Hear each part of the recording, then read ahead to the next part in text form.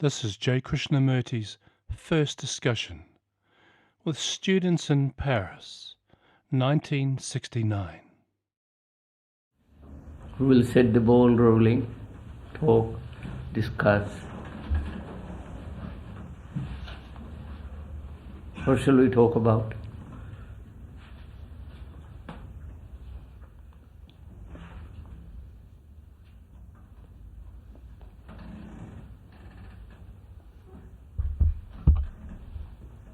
Sir, if I may suggest about fear. I think we're going to talk about it tomorrow, aren't we? Oh. I think you'll have enough of it tomorrow. We'll see it. Could we talk about the observer and the observer? Could we talk about the observer and the observed?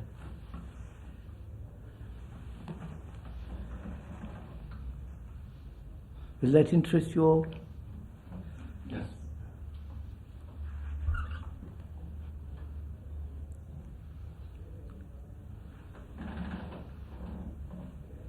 I wonder if you have gone into it at all, if you have thought, who is the observer and the thing who observes? I observe this microphone, or the creeper, or that lamp, or you.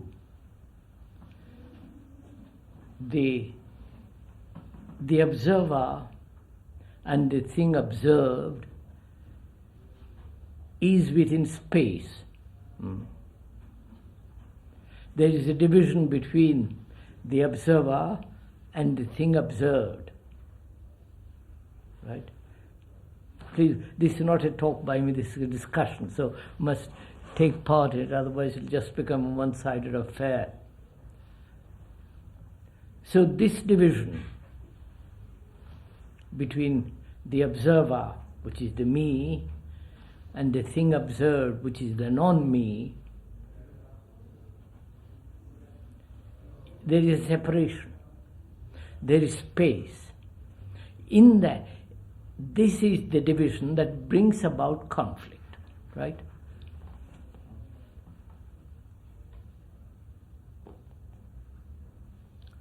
And to end conflict in all relationships, not only with nature, but with my wife, husband, with my neighbor, with society, with everything, inwardly as well as outwardly. Excuse me, why would you say there is a conflict between the observer and the observed? I'm just going into it, madam. Just give me a little chance. I'm just going into it.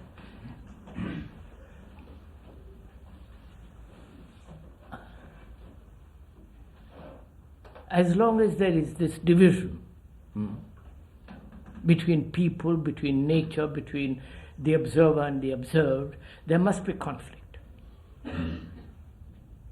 You say, why? You say, why should there be conflict? There's also the conflict between the observer, which observes himself, his own past. We'll come to that presently. We'll come to that presently. Same thing. It's exactly the same thing, but we'll come to that. There is, first of all, there is the observer and the thing observed. There is a division, and we are saying that this division is the cause of all conflict between human beings. When you're observing things, or when you just speak about Between all human beings, I said, not between me and the tree or between me and the microphone. And you say, why is there this conflict, right? Why should division bring about conflict? because we feel alone. Because we feel separated. No, madam, regardez, why should, please, I'm not asking you a question, and you don't, I'm not a professor asking you, but let's see how this division brings about not only conflict, but isolation.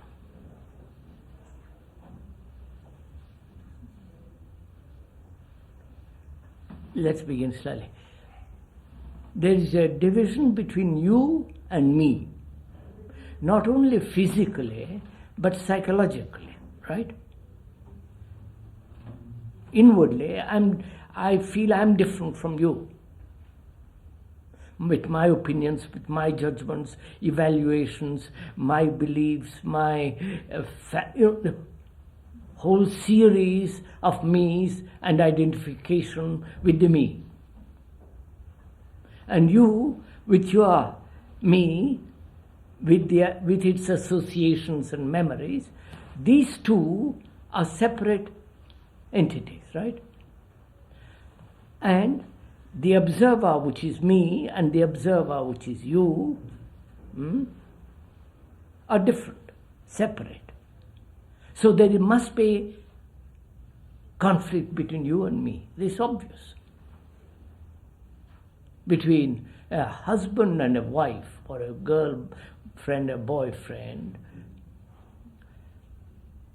there must be conflict, because each one has his own image of the other. No? And the image is the observer, right? Looks at the image of the other. That one, right? So, as long as there is a separation and a division, there must be not conflict, struggle, domination, possessiveness, and all the rest of it. In relationship, this what goes on in relationship actually every day of our life. You are a Hindu and I am a Christian. You are a Muslim and I am a communist. You are this and I am that. So the observer is all the memory, the experience. He is essentially the past. And when he observes, he is observing through the screen of the past.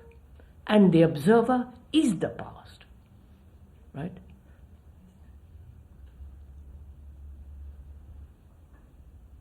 Can you tell us how this came about? How these images came into being? I think that's fairly simple. How does it come about? The division between me and my wife. Between her and me. She told me many things, pleasant, sexual, and nagging and angry. So I've gradually built an image about her. And she has built an image about me. No? So the two images have relationship, not she and me. Right?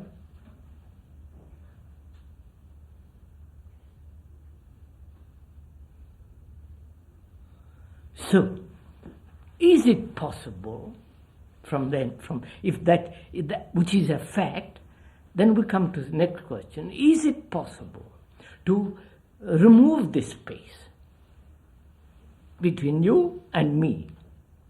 That is, between the observer and the thing observed. Right? If it is possible, then only there will be peace between you and me.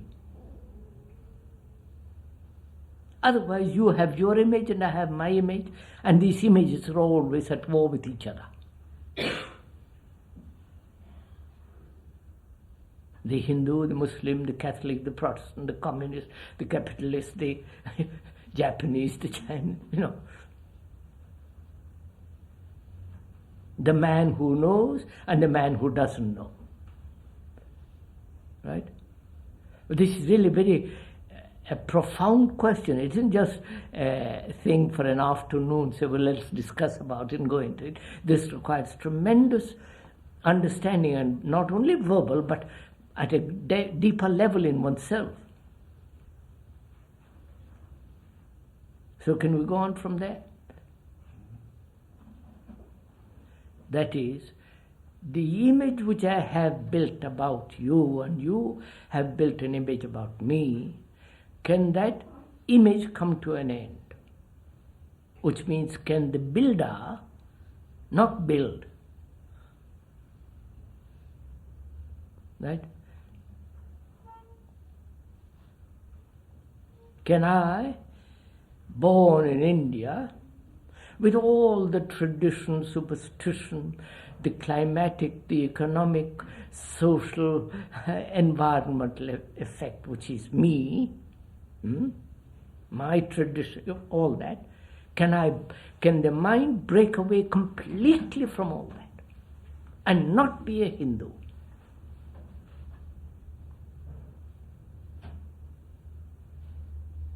And you, the Christian, whatever it is, and not be that. Otherwise, you'll always be looking at me with the image you have about yourself and the image you have about me. Right? Is that possible?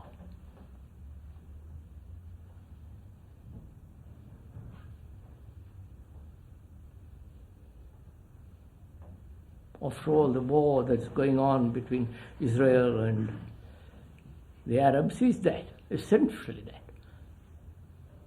They have each an image of the other, and these images are at war.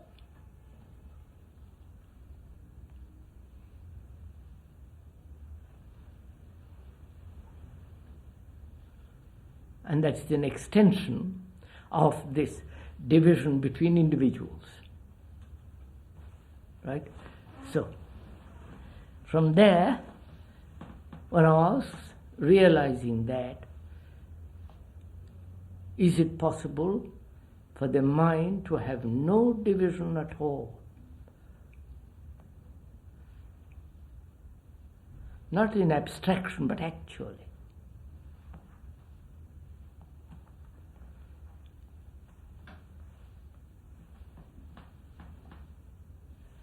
So the mind and the me then are two separate things. No, the mind is the me. You see, that's it. That means we have our life is so fragmented. The me, my mind, the me, my heart, the me, my feeling, the me and my jealousy, you follow? This constant fragmentation that's going on, which is still the essence of the me. I don't know if you...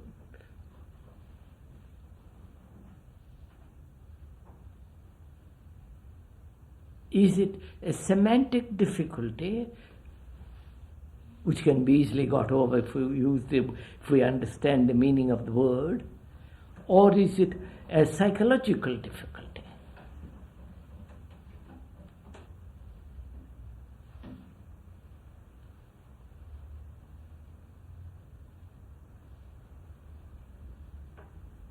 Or both. It's or both. Or are they the same thing? Yes.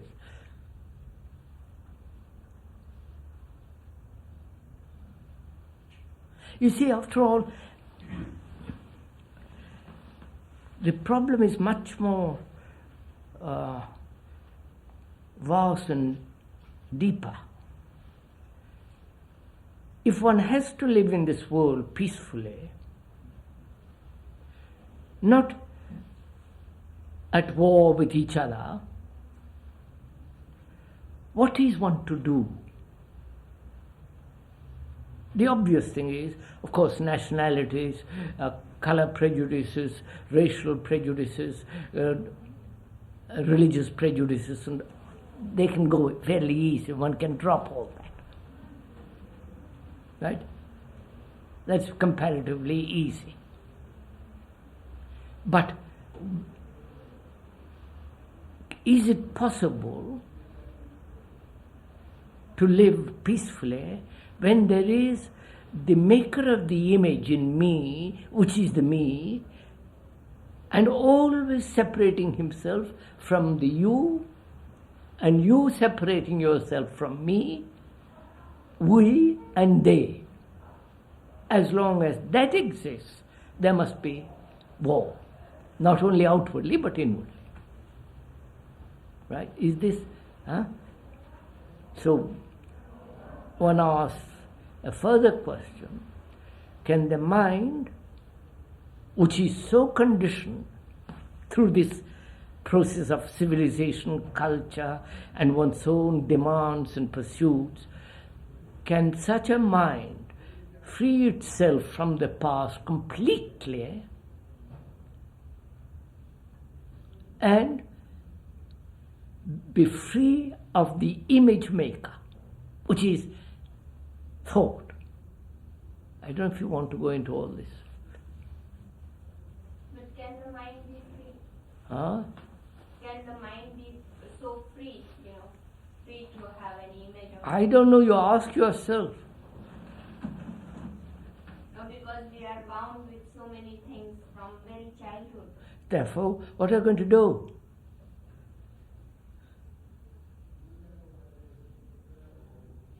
We are brought up as a Hindu, Muslim, Christian. From the childhood, the very environment, the very family, tradition, all that is implanted in the child.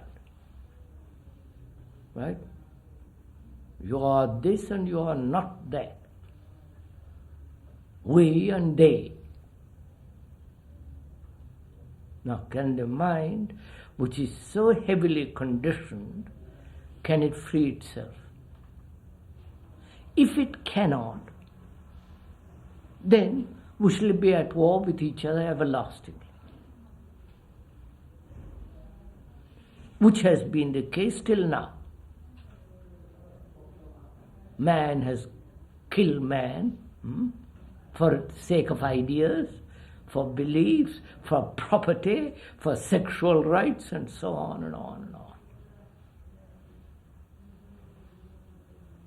So, if I want to live, if a man, human being wants to live at peace, he must solve this question, not mere economic and social equality.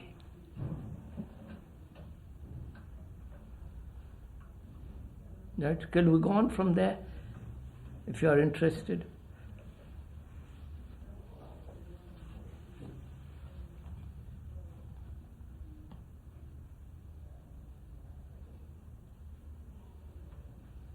Sir, I have one more question.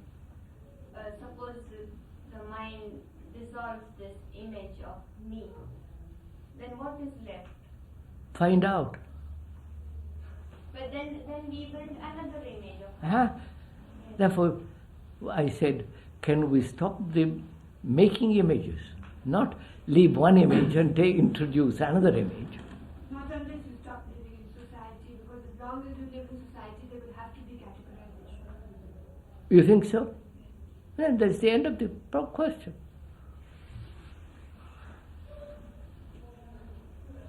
When you're so dogmatic and so say, yes, it is like that, then it's finished. But if you want to find out, you don't say it is like that.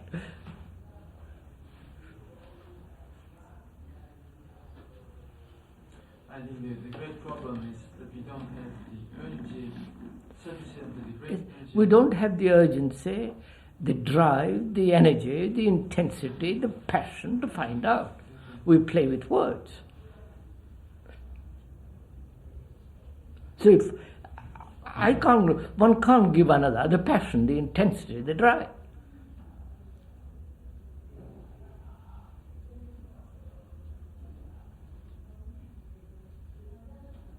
The whole thing of this conditioning is to just do that, to take the energy away. Pardon? The whole thing, the whole thing of this conditioning is just to do that, to take the energy and the passion Away. creativity away. So, can you do it, sir? Can I be free of all this? But if one fights against it, If I- if one fights against it, there's a new image of yourself. Then you are the man who fights against the image. This is only a new image. That means you're not free. No, sir, just a minute, sir. Look, don't. Let us deal with facts, shall we, and not suppositions. What will happen if? Then that's no answer to that. But this is a fact. an actual daily fact that there is the builder of the image, which is the me, which is the mind, which has been brought about through time and so on, and that builder of image is all the time being active, changing the image but substituting another image.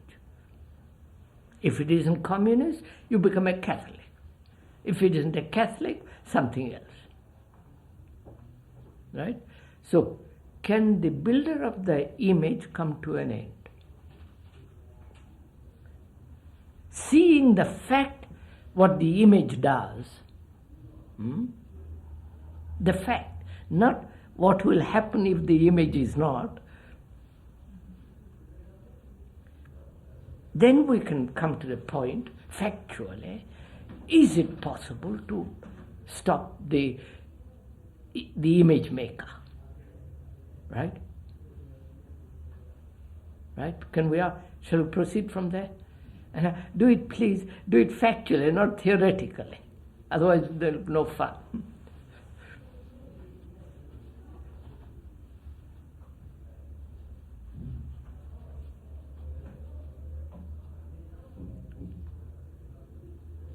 What am I to do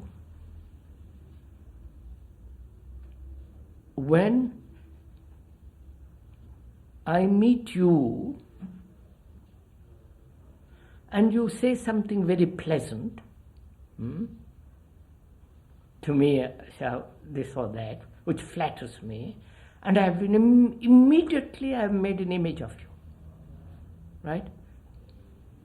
No? You insult me, instantly there is an image. I don't like you.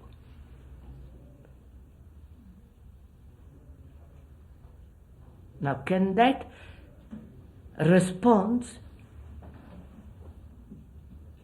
of like and dislike come to an end?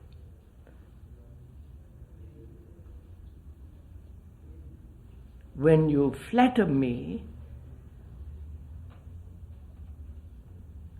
need I build an image? Don't say no, but actually that's what takes place.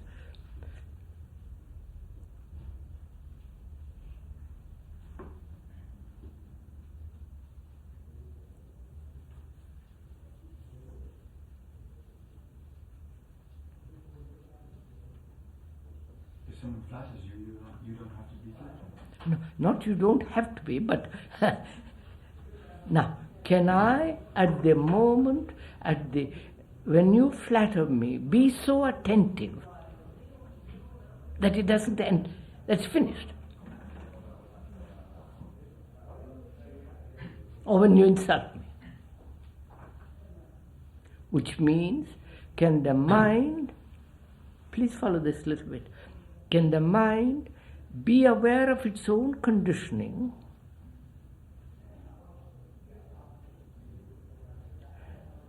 and know its responses to flattery,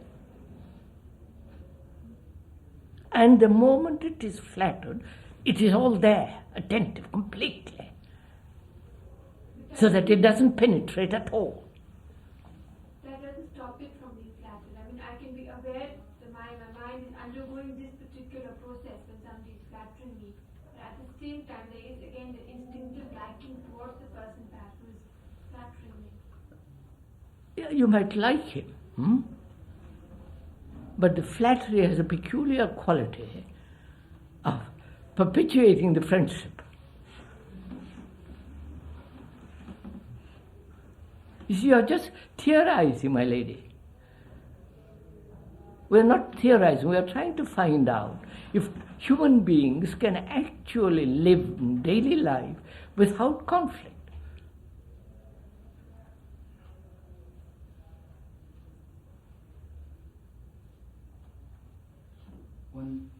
When someone flatters me, I don't find the first thing I find myself doing is not thinking of the person, but trying to figure out what to do with this piece of flattery that I suddenly have in my hands.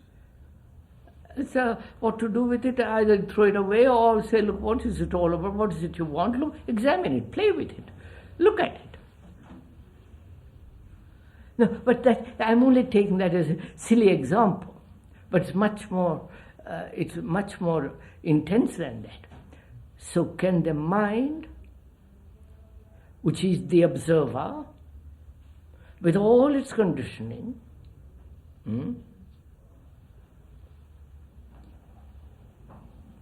undergo a total change? Otherwise we can't live at peace. There will be 1,000 Vietnamese wars.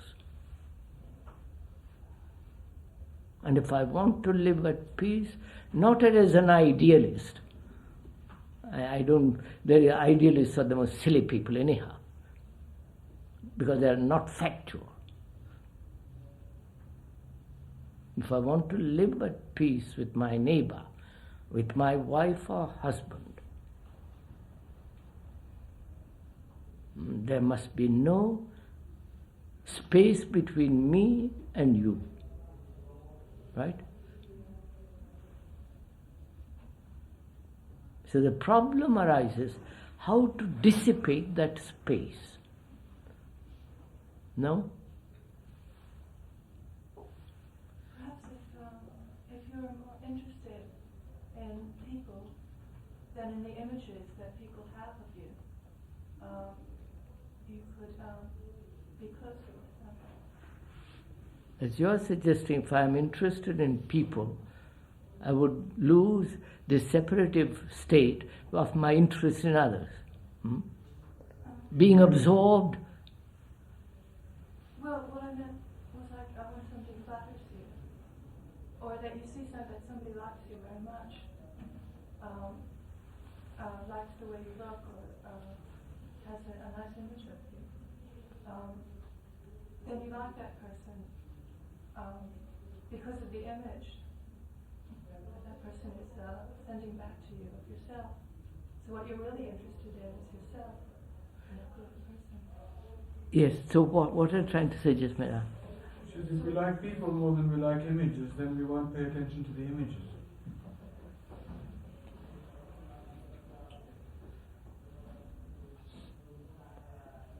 Do you like people more than the image?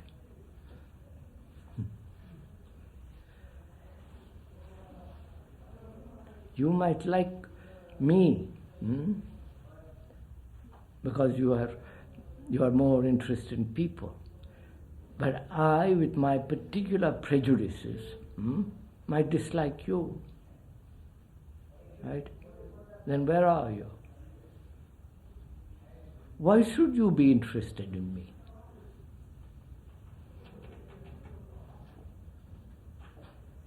Because you want to forget yourself and your image?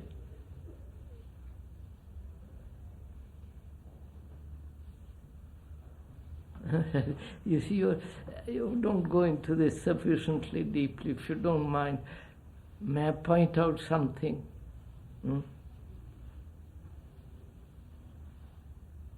Here is a very deep problem and a very complex problem. How am I to live in this world which is brutal, which has committed itself to war, which has divided itself into national religions and so on? How am I to live in this world in complete peace without vegetating? Right? And this question is not an abstract question. It isn't just a theoretical question. I want to live at peace. And I'm going to devote my life to find out how to live at peace.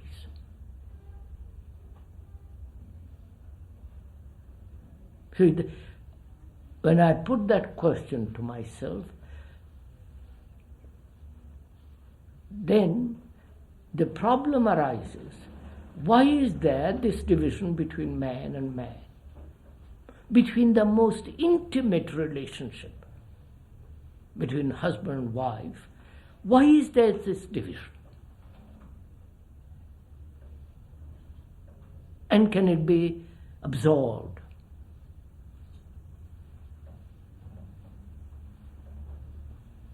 You don't answer. What am I to do?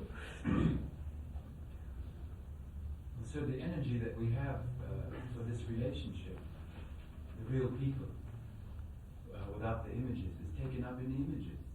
And therefore the energy that is taken up with the images can't relate itself. Sir, it's no. There must be an action about it. I can't just theorize about it. There must be an action, positive or negative, with regard to this business. I'm concerned with ending the space between me and you. Right? Either I take drugs, tranquilizers, so as to quiet myself completely and go off on a trip into an extraordinary world which becomes unreal. When I come back, I'm at your throat again. Right? So, drug is not the way out. Escape is not the way out. It helps. Huh? It helps. Does it? What? It helps for the time being. Right? By getting drunk. I can get drunk, go to a cinema, or go to a church or a football.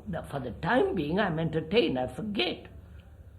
But when I come back home, it's there under my eyes. So it doesn't actually help at all.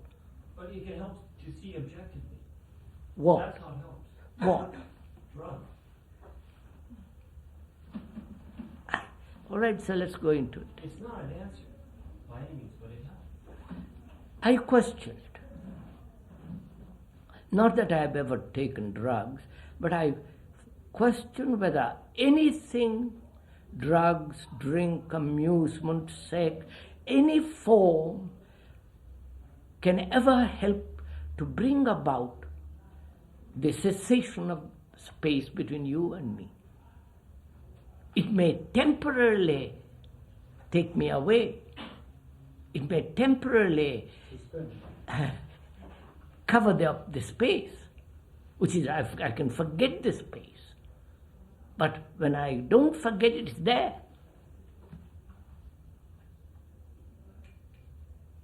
After all, drug is a form of chemical, like good, strong whiskey. Or going to the mass and be entertained. For the time being, there is a certain alleviation. As for the time being, I've escaped from myself. I have been absorbed in watching the football players.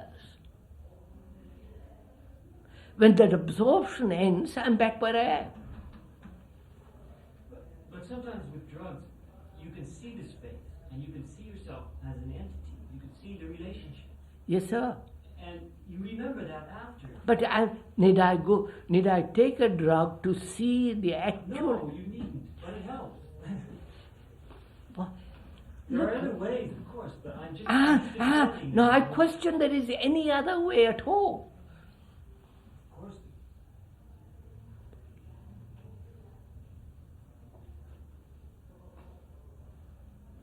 This is an old game that has been played for centuries, millennia, taking drugs and finding God. Who's looking for God? Wait. I'm not saying you're looking for God. God apparently is dead for some people. I'm not saying that. I'm saying this has been an old thing. Take drug and it will help you to overcome your difficulties. for the time being. So you must have a great store of drugs, because you're back again. If the drug completely cured you, then it's finished. It's marvelous. Can I ask you a question? You say you take the drug and then you have, you see something and then after you remember it. What if it's not just another image? You remember it. Well, this image is a very confusing word. Use another word, sir. Let's cut out the image. Right. Let us look at the fact. As long as I remain a Hindu, and you, Muslim, communist, or whatever it is, we must be at war with each other. No? Huh? Necessarily. It's obvious. It depends how you interpret being a Hindu or a Christian. So, with my prejudices, with my beliefs, with my gods, with my fears. When I'm profoundly conditioned, and you are profoundly conditioned, call it whatever name you like, X, Y, we must be at each other's throat because we are divided. No. You can accept another person's prejudices without having it affect you. If you're free yourself. Sir, please, sir, do look at it. My prejudices may say you are doing wrong. I become intolerant of you. I say you come over to my belief. Otherwise I'll kill you. You're a bourgeois, you're this, you're that. Then you might be tolerant, but I won't. Of course. So as long as this conditioning of the mind exists, there must be not only superficial tolerance or intolerance, it must breed real antagonism. This is so historically, this is a fact. And a drug, a drink, an escape mechanism, nothing works. They've tried them all. But you misunderstand what I say by drugs. I don't mean that, when I say it helps, I mean it only helps an individual to see this complexity, to see that other people have prejudices, to use your own word, to see the fact that an image exists, this relationship But, with image. sir, need I take a drug to see that? Perhaps some people need. And I don't know. Some people may need lots of things. I don't. But people have learned. No, this is real question, so go into it. Do I need a stimulant? It means that. A form of stimulant, chemical or church, or a form of stimulant to see things clearly?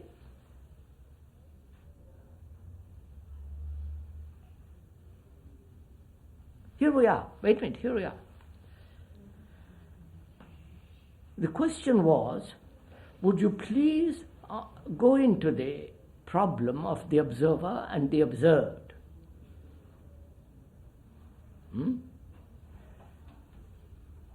And in going into it, you and I, need we have any form of drug or stimulation to see what actually is going on in me and in you, in yourself and in myself?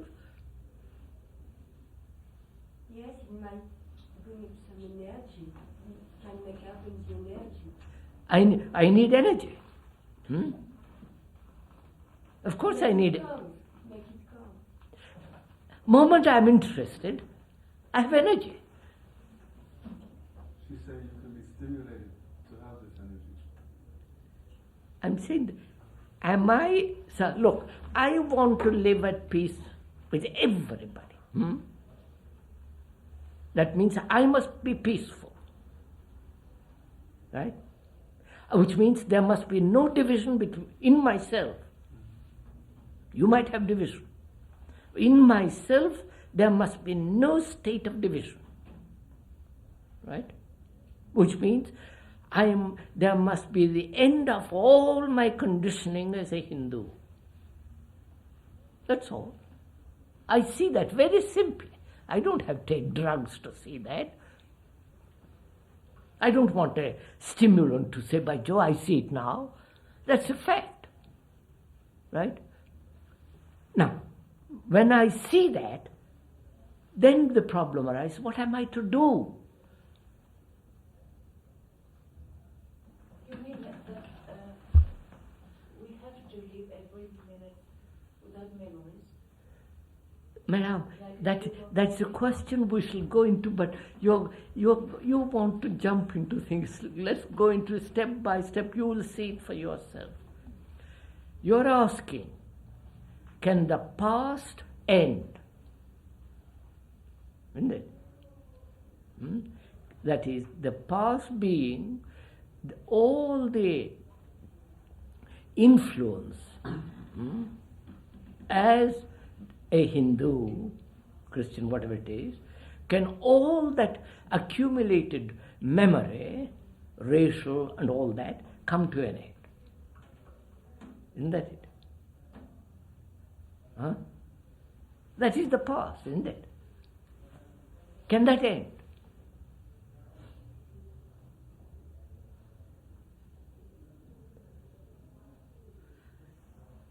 You will see for yourself it can end.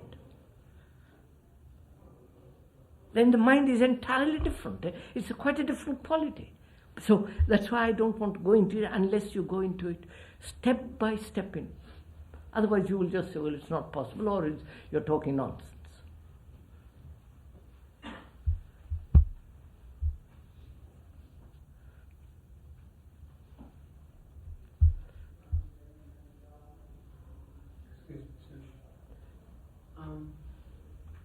If you live at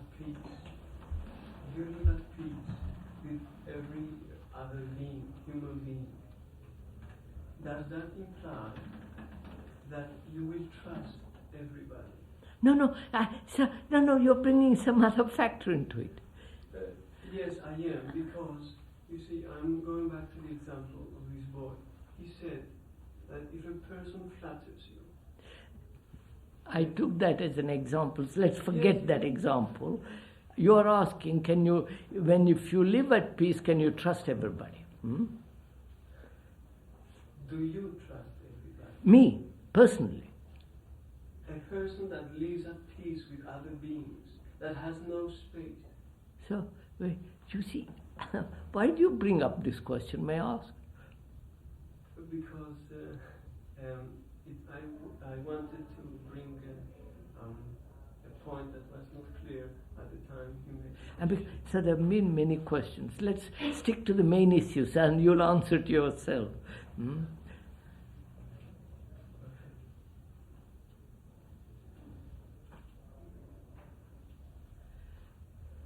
First of all, can the mind be aware of its own conditioning? Right? Can we go step by step if we will? Huh? Perhaps there's a confusion in following this, because you imply a separation when you're speaking just of the mind.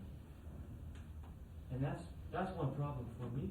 What is the problem, sir? When you say, can the mind separate itself from its conditioning? No, I didn't say that, sir.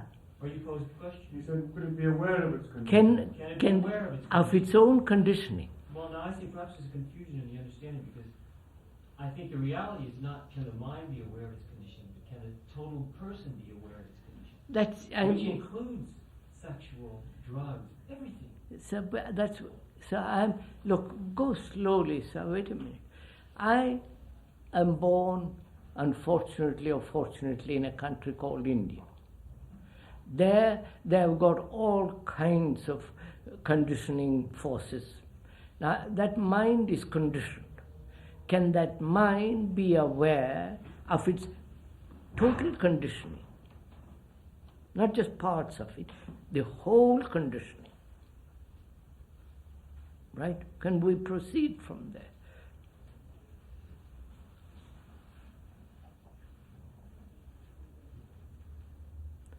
can you be aware of your conditioning? Huh?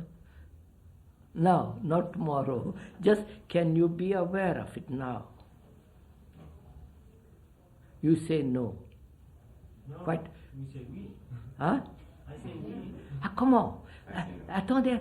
So you know what you're saying? It's one of the most difficult things you're saying, we or no. See, sir, what is implied? In it is implied not only the conscious mind being conditioned, but the whole unconscious, the whole past. Can I be aware of that? Yes.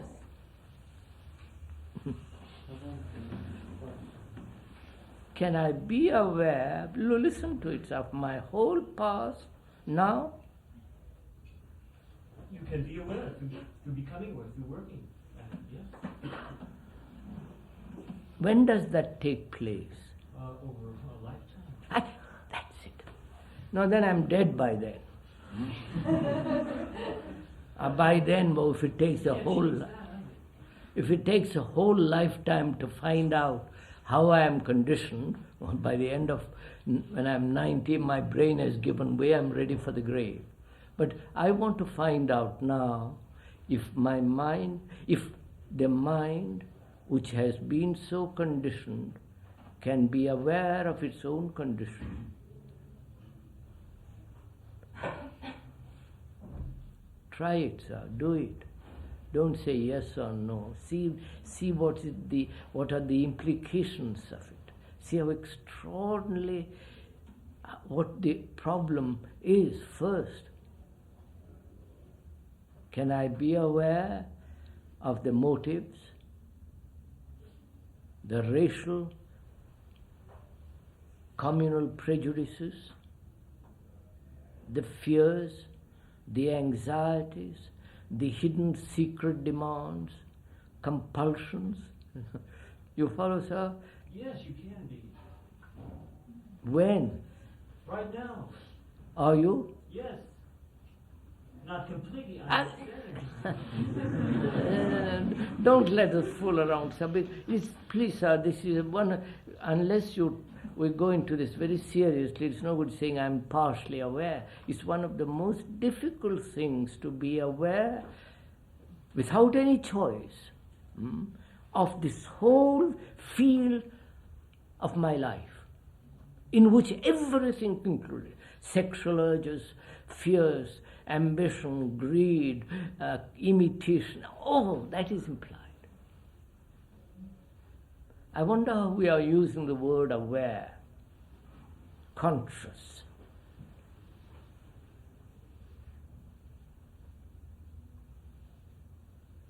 As I see this carpet completely from the whole design, the color, the various shapes and so on, I can do that fairly easily because it's objective, outward.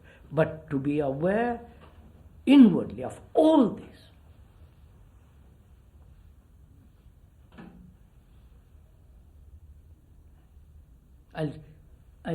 if I may, I'll point it out to you. I'll point out, I can't do it for you. I'll point out that it is possible.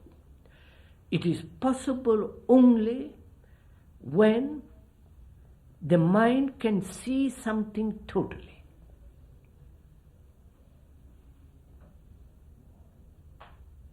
I can see this carpet because it's very limited, totally, from end to end, side to side, the various patterns, colors, the whole of it at one glance, right? So I'm asking myself, as I can do that with an objective thing like a carpet, can I do the same, can the mind do the same to see the whole content totally of it? You will stop thinking and reasoning. You must stop thinking and reasoning. Can you? Huh? Wait, sir. No, I'm asking a question. which is, can the mind see itself totally?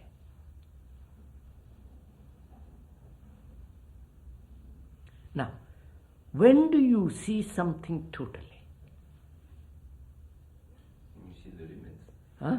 When you see the limits. No. Don't, please, sir, don't answer this. Yes, find out, sir. Don't. It's very quick to answer, but find out. When do I see something totally? A tree.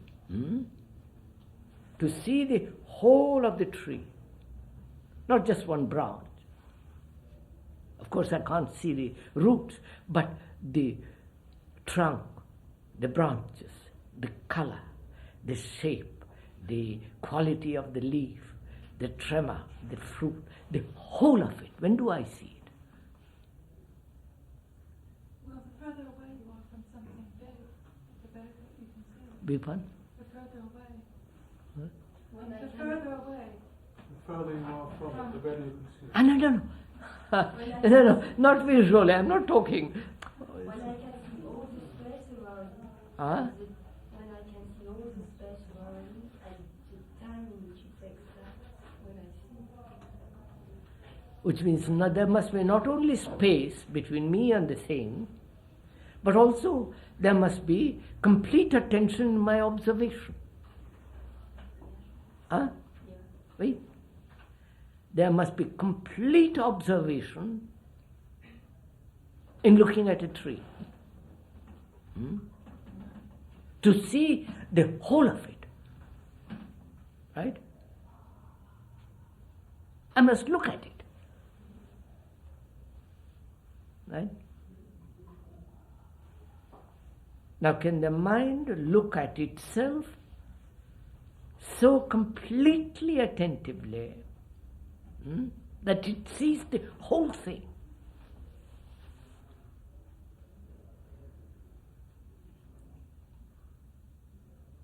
And is this attention possible through concentration?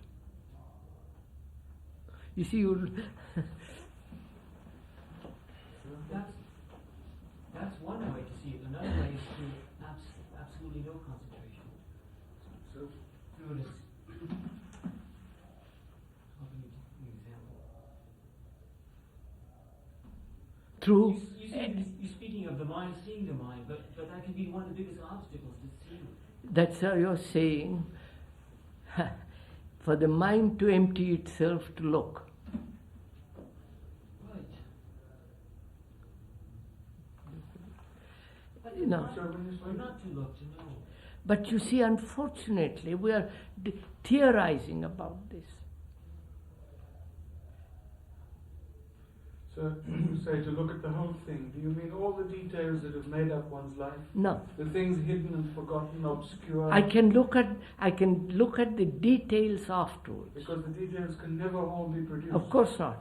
By looking at the spokes of the wheel, I don't see the wheel. So without the details, sir, what is there to see? That's one problem, sir. The feeling of the totality of the me without the detail. Without the facts, memories, tendencies. All that, leave feelings. that. Leave all the details now. Can the mind feel the total feeling of oneself completely? When you create. Huh? When you create something. No, madam. You see, that's your goal. The doing something is not what. No, but she's not saying the doing something. She's saying in the act of a creation, not literally. What do you mean by creation? Metaphorically, if you are in a creative moment. Wait, sir, what do you call? You're using the word creative. Therefore, I must understand that word. What do you mean, the creative moment? Meaning, if everything you see, you create afresh. In other words, you see objectively. Then at that time, you have escaped your mind, your past, your prejudices. But it's so general. it's no general way to speak. There's so much involved. Can we come back to the question?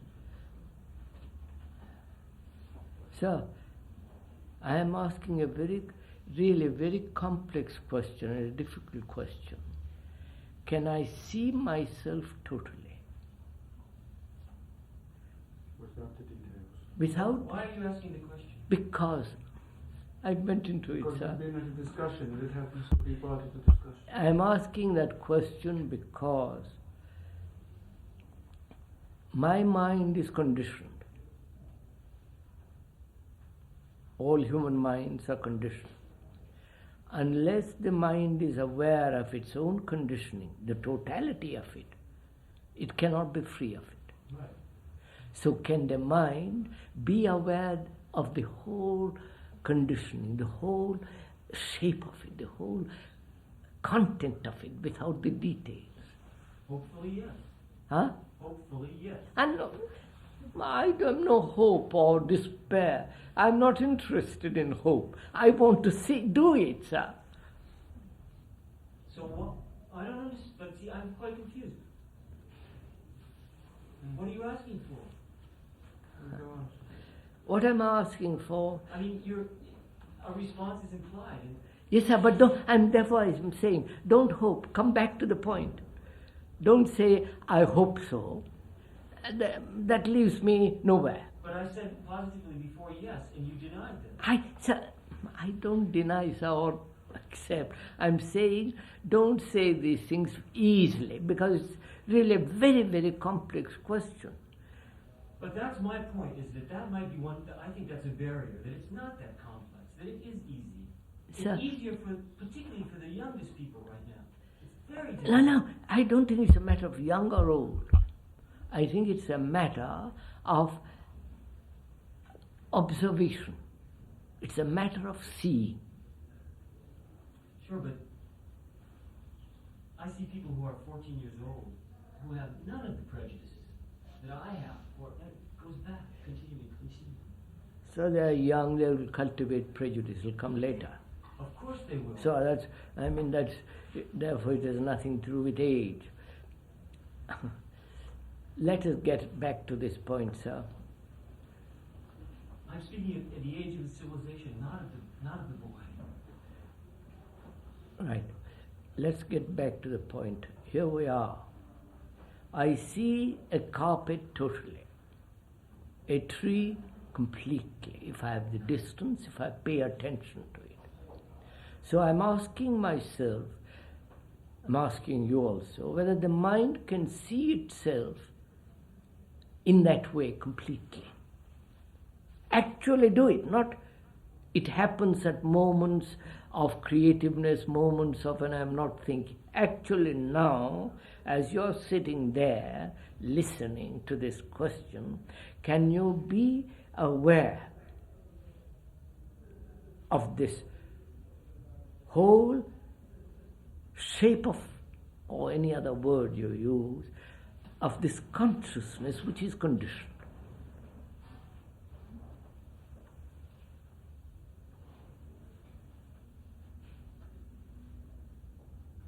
Now, if you are aware of it, or you are aware of it as an observer, we'll come back to your point, and the observed, or are you aware of it without the observer? I don't know if you're...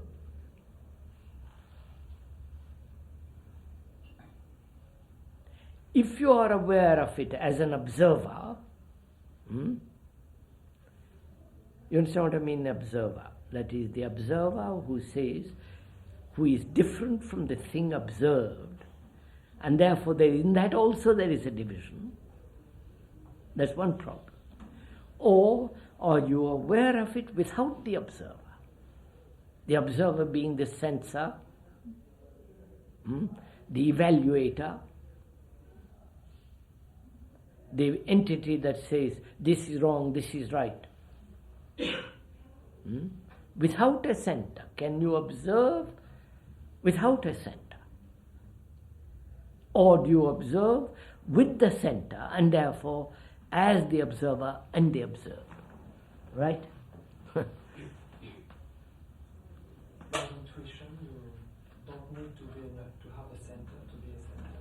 What's that? By intuition. You don't need to be a center in a position where they observe. Again, that word intuition is a rather difficult word. I mean, intuition is such a dangerous thing. I have an intuition about something, it may not be true.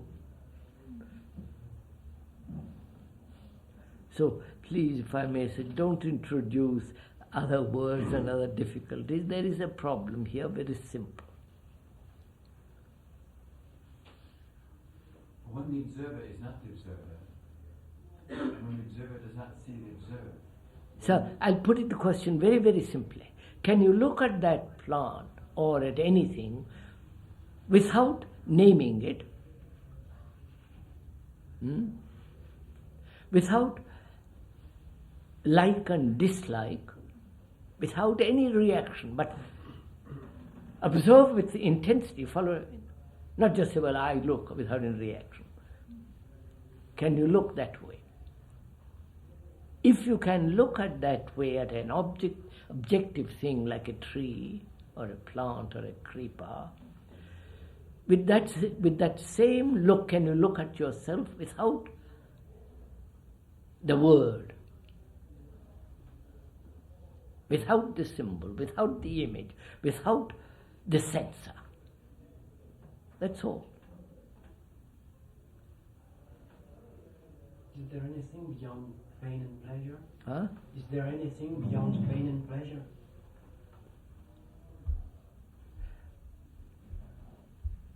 Suppose if I say yes, then what?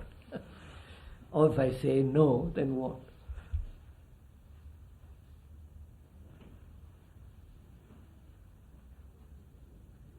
Do you think that you personally think, or what is your answer to that question that you pose? Can you see yourself as you see if you can see the plant without seeing a name, etc., can you see yourself that way? What is your answer to that? I say yes. I do too. Huh? So that's excellent. Finished. Where are we then? So what's the entity that observes when the observer is not? What is the entity or consciousness or the state when the observer is not? What is it? He says, what is it which observes when the observer is not? No, not No, quite. not quite. What is the state of the mind when the observer is not? Right, sir? What is the state of the mind when you look at that plant without the word, without like and dislike? What is the state of the mind?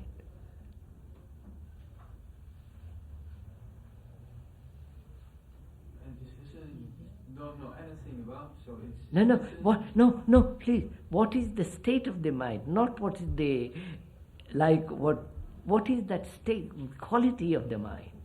Passivity. Void. What's that? Passivity. You're not doing it, that's why you guess.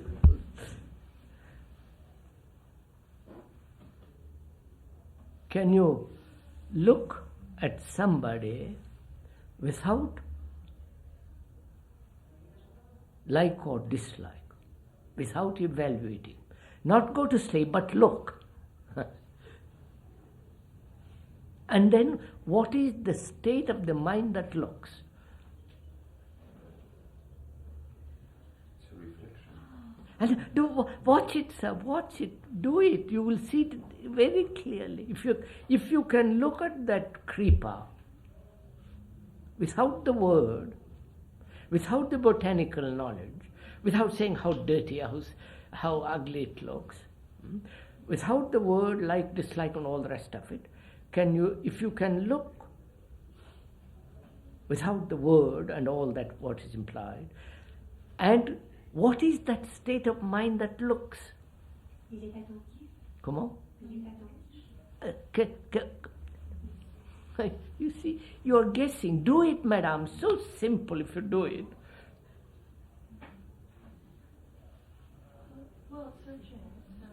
Huh? It's searching. It's trying to see what something is like. It's curious and it's No, I'm not curious. I want to find out what it is, the state when it's not censoring. You are in it. Huh? You are in it. You are the seeing yourself. You become the seeing yourself. No, madam. No. No, you are in. I am asking a very simple question. He asked this question, I am trying to answer it. He said, what is the state when the observer is not? Neutral. You say neutral. Excuse me, I don't understand your question. Because I can't do it by intention. Huh? I can't look at something without by intention. No, not. Therefore, your intentions prevent you from looking. Yes. So can you look without intention, without discrimination, just to look, sir? To look at a human being, to look at something we're saying, oh, how terrible, how good, how bad, how nice. Just to look.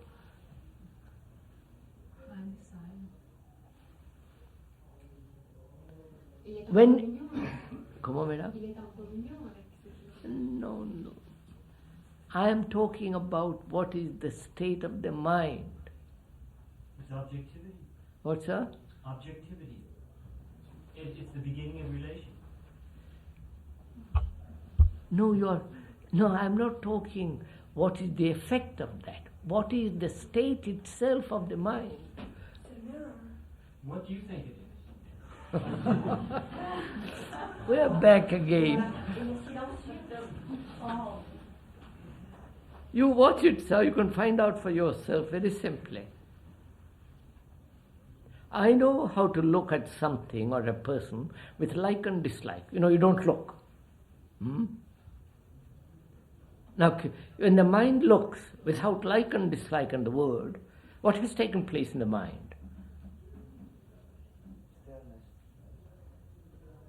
The mind is clear then, right? It's not confused. It can look.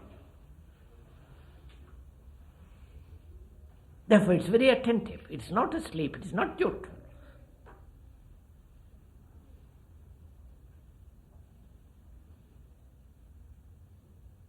Now, can I look at myself in that state?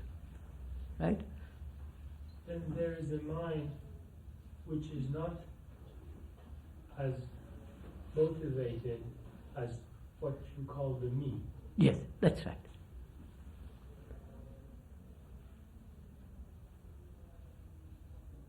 So, after all, what is love?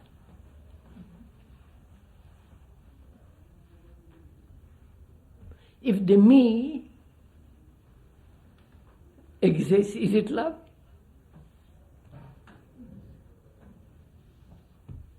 Me that says, I'm different and you're different and I love you. If the me exists, what is called love is only interest. It's nothing.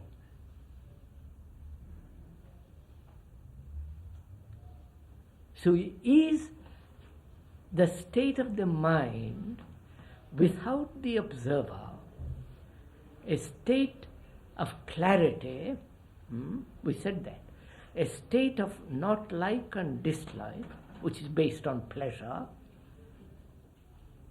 and a mind which is tremendously attentive. Isn't that love?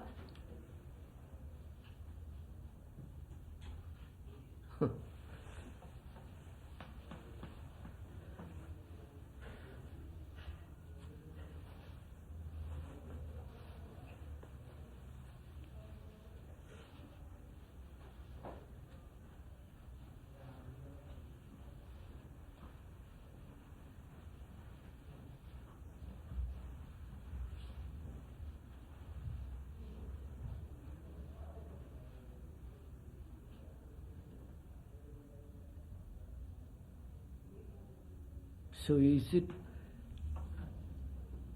So we're answering the original question.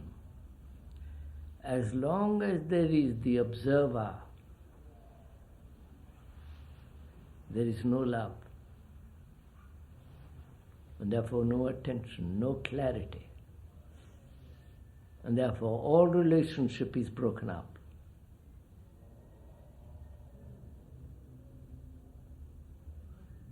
And a man who really wants to live at peace with himself and therefore with the world has to find out what love is.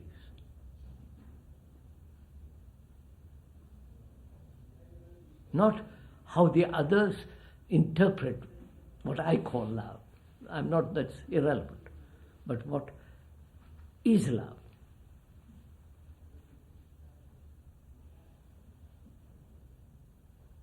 Which means can the mind, which is fragmented, which is the me and the not me and the we and they, heavily conditioned, can such a mind live at peace with itself at all? Obviously not, because it is in a state of contradiction within itself.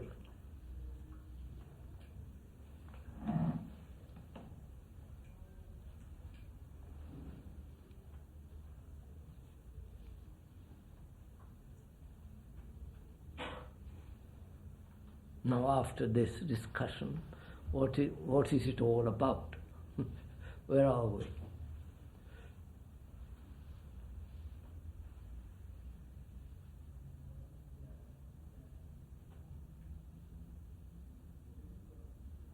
Has my mind seen this whole pattern of its own behavior?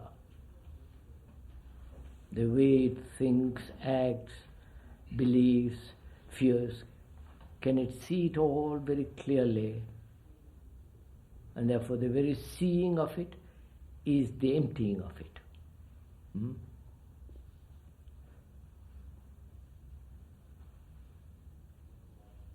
One can pretend one is empty, but that's pretension is something entirely different.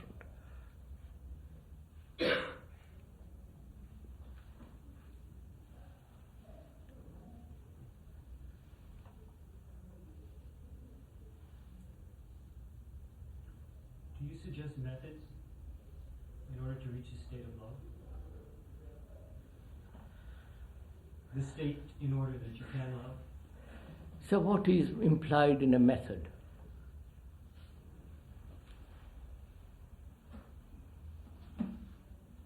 A method implies a system which you practice day after day till you arrive at something which the method promises.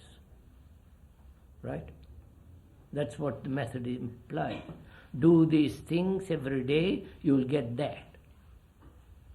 Right?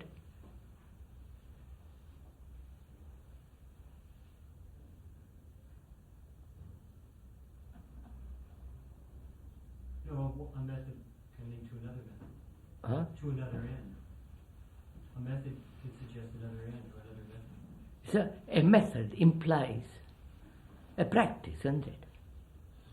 Implies perhaps, but a practice implies practice. But that's a problem also with the word. A method implies something, but I wouldn't say it implies practice. What does method mean? The method of learning English. Method of learning something. Right. Method. That's rote in learning English. Yes. But a method of reaching love can be something quite different. Oh, a method to reach love? Of course, it's silly. If it is silly, don't let's take it up. To deal with something, one method is rote, another method is the absence of rote. Then it's not a method. Right. But my darling side, you're saying.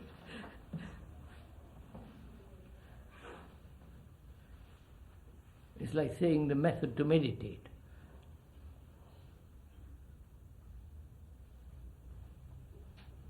I mean, is there a method, sir, which will assure you of humility?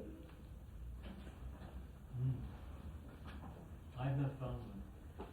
Therefore, there's no method for humility. Humility is, and it cannot be cultivated. Method implies cultivation, which implies time, which implies a gradual evolutionary process which ultimately will assure you that you will have this quality of humility. But in the meantime, we are sowing the seeds of vanity. Vanity, of course, but it's a way to humility. As conflict is a way to harmony. Oh, and a conflict is a way to harmony, is it? Yes, absolutely. It's a way to understanding. It's one of the best ways. Oh, I see. The Israelis and the Arabs killing each other brings about harmony.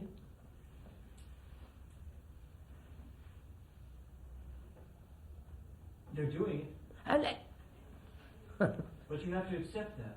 I accept. I'm not. I mean, it's there. I have neither to accept it nor not accept But it. it implies something much deeper. It implies the necessity to deal with the reality of evil. Yes, there it is.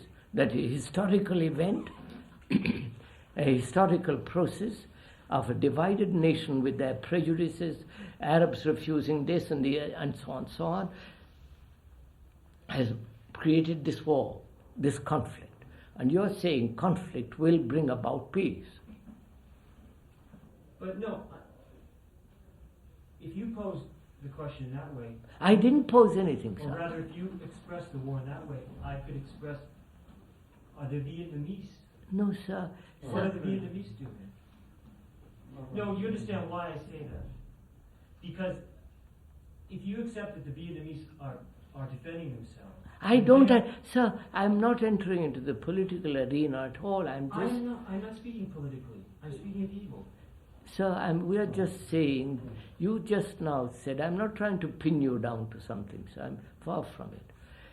You said, through conflict one comes to harmony. I question the whole of that. Okay, That's all, that's all. Within a relationship of a man and woman, a love relationship, a man and wife, a boyfriend. Yes, and all that. If there is a conflict... Their conflicts can make them see, can see what antagonisms exist. The conflict is the essence. The conflict is the essence of their knowledge ultimately. Because through it they see. If they have no conflict, often they don't live. They exist in harmony, but it's an empty harmony. Oh, I see. Through conflict you live. No, don't phrase it. But you do say that, sir. I mean... No, sir, this becomes a verbal debate. I mean, a dialectical... I don't want to do that. I'm not doing that. No, but I'm just saying, sir, look, sir, I mean, this is the thing that man has said all along. Through conflict one lives. Through conflict one discovers. Through conflict, relationship becomes more profound. Man has said this in different ways through millennia. So we have accepted conflict as a way of life. I don't mean that at all. No, I understand that, sir. I understand. So I say conflict has never led man to anything. So, except superficial results. And if you go deeper, what is the necessity of conflict at all? Between you and me, between my wife and myself, why? Why should there be conflict? I want something and she wants something else. She wants to dominate me, I want to influence her. I possess her territorially and sexually, and she must not be free from me.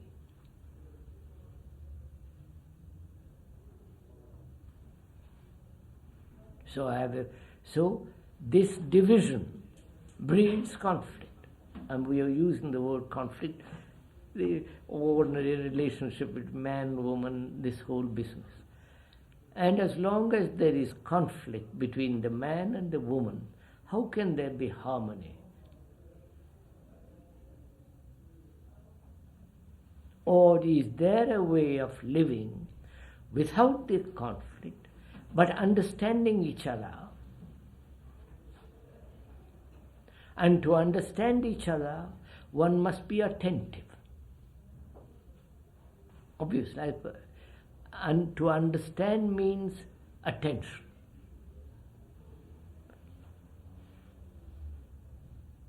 But can I attend so completely when I'm ambitious in the office? And at home I'm very docile, stupid man. And in the office I am a driving, competitive individual. And at home I say, well, let's live peacefully, old darling. I'm afraid it won't work that way, will it?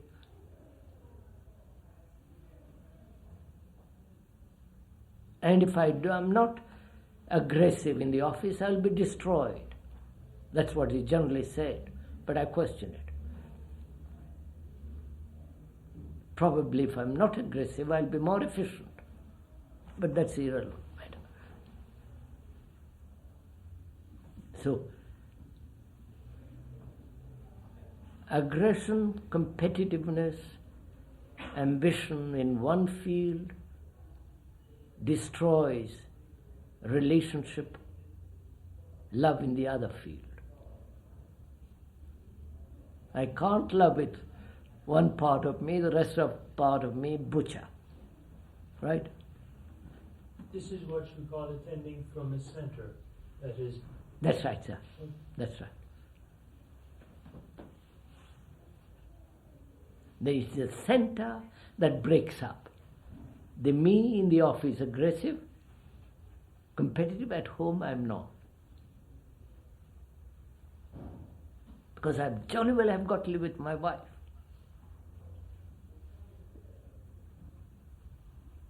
Until it reaches a point when you go to divorce court. That's a different point. So I accept there, and then the whole business. And attention without the center? No, attention is without the center. Exactly. Could we come back to that?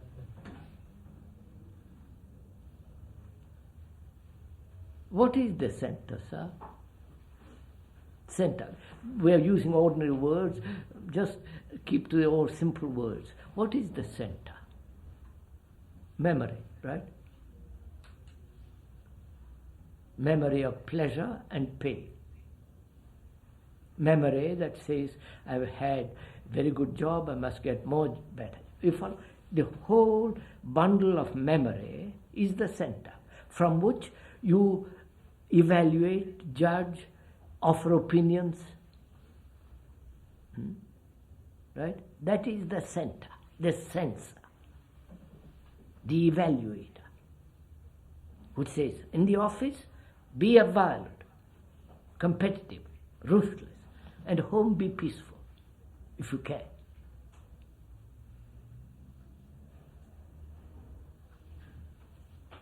So can that center not exist at all, both in the office and at home? So long as it's trying not to exist, it's still continuing. Of course.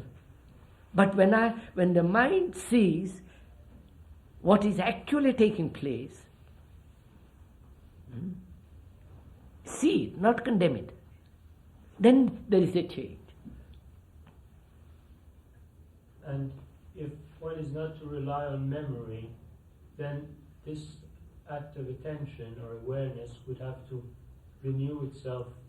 Of course. But memory must function, mustn't it? Go to the office, to go to the home, to speak language. Technologically, in the technological world, memory must function at its highest level. But that same memory divides and becomes ruthless, you follow? So intelligence says, use memory, don't use it there. You follow? So intelligence is the state of mind in which the center is known.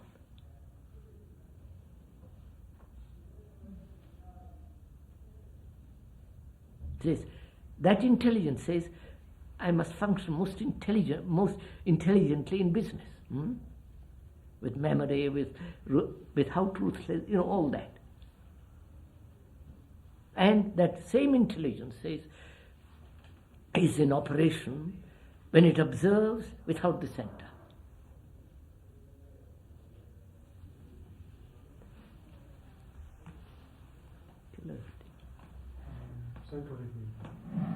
Isn't that enough? So we meet again when? On Wednesday afternoon here at the same time. Wednesday afternoon.